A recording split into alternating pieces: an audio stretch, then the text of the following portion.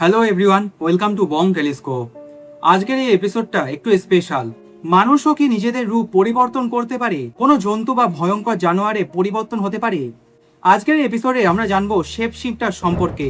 আপনারা কি জানেন হাজার হাজার বছরের পুরনো ট্রাইবাল লেজেন্ড অভিশপ্ত রিচুয়ালের মাধ্যমে পৃথিবীর বিভিন্ন আদিবাসী সমাজ বিশ্বাস করত কিছু মানুষ নাকি পশু পাখির আত্মাদের সাথে নিজেদের চুক্তি করতে পারত এবং সেই চুক্তির মাধ্যমে সেই মানুষ পশু পাখিদের রূপ নিতে পারত। কেউ হতো নেকড়ে, কেউ হতো শিয়াল, আবার কেউ এমন ভয়ঙ্কর কিছু জন্তুতে পরিবর্তন হতো যেটি দেখার পর কোনো মানুষই জীবিত ফিরে আসেনি।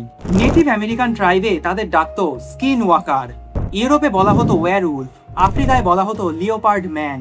কিন্তু প্রশ্ন হলো, এসব কি শুধুই লোককথা, নাকি সত্যি এই পৃথিবীর অন্ধকারে এমন কিছু মানুষ আছে যাদের ক্ষমতা ছিল সাধারণ মানুষের থেকেও কল্পনার বাইরে?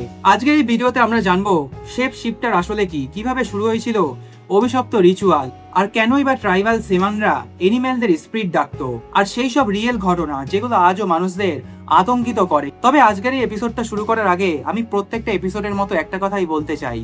যদি আপনাদের জীবনে কখনো কোনো ভয়ঙ্কর অভিজ্ঞতা বা কোনো ভৌতিক ঘটনা ঘটে থাকে, অথবা আপনারা আত্মীয় পরিবার পরিজন কারোর কাছ থেকে কিছু ভয়ঙ্কর অভিজ্ঞতা বা কোনো ঘটনা শুনে থাকেন, তাহলে সেটি আমার সাথে শেয়ার করুন।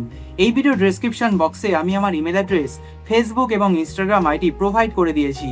ওখানে গিয়ে আপনারা আপনাদের ঘটনা লিখে পাঠান। আপনারা যত বেশি ঘটনা পাঠাবেন তত বেশি ঘটনা আমি আপনাদের সাথে শেয়ার করতে পারবো। তাই আর বেশি দেরি না করে এখনই ঘটনা লিখে পাঠান। শেপ শিফটার মানে এমন একজন মানব সত্তা যে নিজের রূপ পরিবর্তন করতে পারে। প্রায় সব ধরনের সিভিলাইজেশনে এদের উল্লেখ পাওয়া যায়। Native American tribe, African tribal culture, Nordic folklore, Japanese legend, Indian tribal mythology এবং সাউথ আমেরিকান সেমান কালচার। প্রতিটা কালচারে নামটি আলাদা কিন্তু কনসেপ্ট একই। সাধারণ মতো মানুষের ভেতরে লুকিয়ে থাকা একটা অন্য রূপ। ইতিহাসে সব থেকে পুরনো ধারণা পাওয়া যায় আজ থেকে প্রায় 4000 বছর আগে পুরনো ট্রাইবাল বিলিভে। প্রাচীন সেমান আর উইচ ডক্টররা বিশ্বাস করত মানুষের আত্মা এনিম্যাল স্পিরিটের সাথে যুক্ত হতে পারে। তবে তার জন্য করা হতো বিশেষ রিচুয়াল।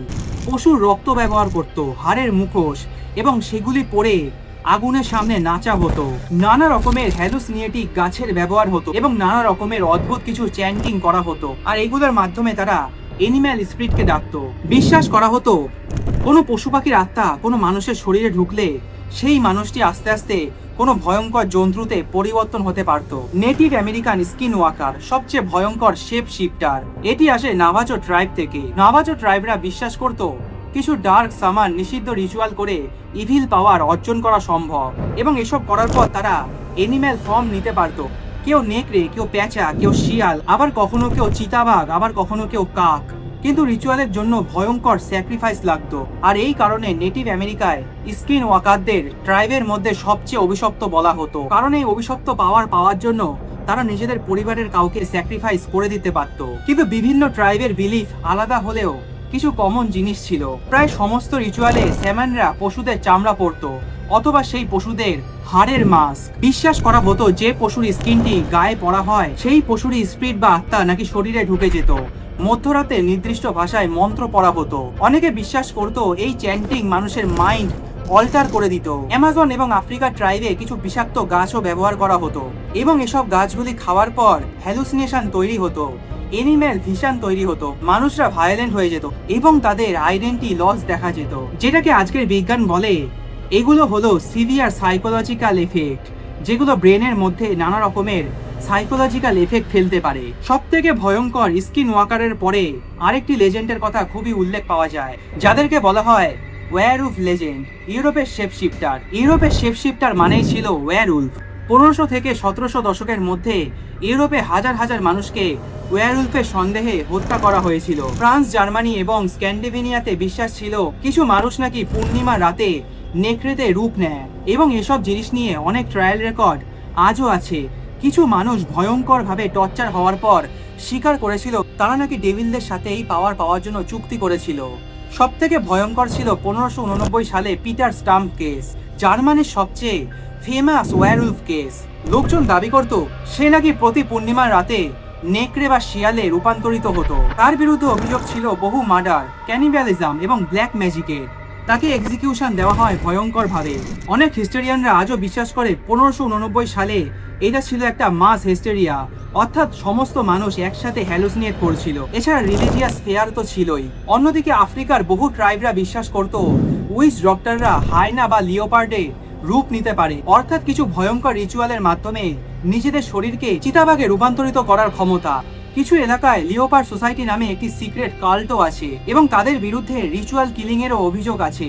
অনেক হিস্টোরিক্যাল রিপোর্টে মানুষরা লিওপার্ড ক্লয়ের মতো অস্ত্র ব্যবহার করতো বলে উল্লেখ পাওয়া যায়, অর্থাৎ চিতাবাঘের থাবার মতো অস্ত্র ব্যবহার করত। এবং এরকমই একটি শেপ শিফটারের উল্লেখ পাওয়া যায় জাপানে, যাকে বলা হয় জাপানের কিটসুনে। কিটসুনে হলো জাপানের বিখ্যাত শেপ শিফটার।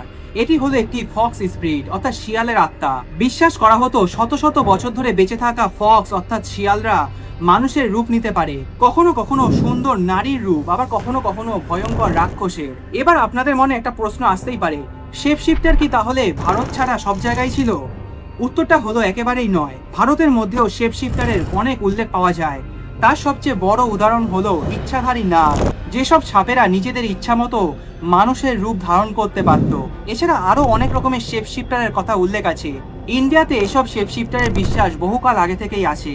বিশ্বাস করা হয় ঝাড়খণ্ড, ছত্তিশগড়, উত্তর পূর্ব ভারত এবং সুন্দরবন অঞ্চলে অনেক লোককথায় এইসব শেপ শিফটারের কথা উল্লেখ পাওয়া যায়। তবে বিজ্ঞানে আজ পর্যন্ত কোনো শেপ শিফটিং এর রিয়েল প্রুফ পাওয়া যায়নি। বহু বছর ধরে যে সমস্ত মানুষের মধ্যে শেপ শিফটিং এর কেসগুলি দেখা গেছে, এটি হলো তাদের রেয়ার মেন্টাল ডিসঅর্ডার। কিছু কিছু বড় বড় সায়েন্টিস্ট এবং ডক্টররা বলেছে এতে মানুষ বিশ্বাস করে সে এনিম্যালের রূপ নিচ্ছে এবং সে গ্রোউল করে, এনিম্যালের মতো বিহেভিয়ার করে এবং র মিট অর্থাৎ কাঁচা মাংস এবং রক্ত খেতে যায়। এটা হলো এক প্রকারের মাস হিস্টেরিয়া। পুরনো যুগের ভয় আর ধর্মীয় বিশ্বাস মিলিয়ে হাজার হাজার মানুষ এই একই জিনিস বিশ্বাস করত। এর মধ্যে ওয়্যারউলফের প্যানিক ছিল সব থেকে বড় ঘটনা। আমেরিকার ইউটাতে আছে একটি বিখ্যাত জায়গা স্কিন ওয়াকার র্যাঞ্চ। এই জায়গায় বহু মানুষ ক্লেম করেছে giant Wolf, glowing creature, shape changing animal এবং ইউএফওর কিছু অ্যাক্টিভিটি লক্ষ্য করেছে। অনেক প্যারানর্মাল ইনভেস্টিগেটর আজও এই জায়গাটিকে পৃথিবীর সবচেয়ে মিস্টেরিয়াস লোকেশন বলে দাবি করেছে। তবে জানা গেছে এই এলাকা থেকে কিছু ভয়ঙ্কর তথ্য এবং গোপন কিছু ছবি একসময় ইন্টারনেটে ভাইরাল হয়েছিল, যেগুলোকে দেখে বহু মানুষ বিশ্বাস করেছিল শেপ শিফটাররা রিয়েল এবং তারা এক্সিট করে। তবে অনেক মানুষ বিশ্বাস করে শেপ শিফটার হয়তো বাস্তবে নেই, কিন্তু এই পৃথিবীতে প্রতিটি সিভিলাইজেশনে কেন একই ধরনের শেপ শিফটারের গল্প চারিদিকে ছড়িয়ে ছিটিয়ে রয়েছে? কেন মানুষরা সবসময় বিশ্বাস করেছে অন্ধকারের ভেতরেও কিছু এমন মানুষ আছে যারা মানুষ নয়? আবার হয়তো সত্যিটা এখনো আমাদের অজানা। তবে ইতিহাসের পাতায় এটি স্পষ্টভাবে লেখা আছে এবং এই জিনিসটা আমি বিশ্বাস করি এবং আপনারাও হয়তো বিশ্বাস করেন যে হাজার হাজার বছর আগে আদিম মানুষ বা ট্রাইবাল উপজাতিরা নানা রকম পশুদের মেরে তাদের স্কিন বা চামড়া পোশাকের মতো ব্যবহার করত। সেই পশুদেরই হাড়ের তৈরি মুখোশ বা কঙ্কাল এগুলোই তারা ধারণ করত এবং এই মুখোশ এবং এর সাথে পশুদের চামড়া পরেই তারা শিকারে বেরোতো। অর্থাৎ শেপ শিফটারের কেসে বলা যেতেই পারে হয়তো এমন কিছু রিচুয়াল সত্যিই ছিল যেগুলি আমাদের ধারণার বাইরে। আর এই ছিল শেপ শিফটারের আসল ইতিহাস। আপনারা কি বিশ্বাস করেন যে শেপ শিফটার সত্যি এক্সিট করে, নাকি এগুলো সম্পূর্ণ মিথ? কমেন্ট করে জানাতে ভুলবেন না আপনাদের মতামত। আর এমনই আরো ভয়ঙ্কর mystery, horror documentary, crime stories অথবা কোনো সত্যি ভৌতিক ঘটনা শুনতে চাইলে অবশ্যই বং টেলিস্কোপ চ্যানেলটিকে সাবস্ক্রাইব করুন। খুব শীঘ্রই দেখা হবে নেক্সট এপিসোডে। ভালো থাকবেন এবং সুস্থ থাকবেন।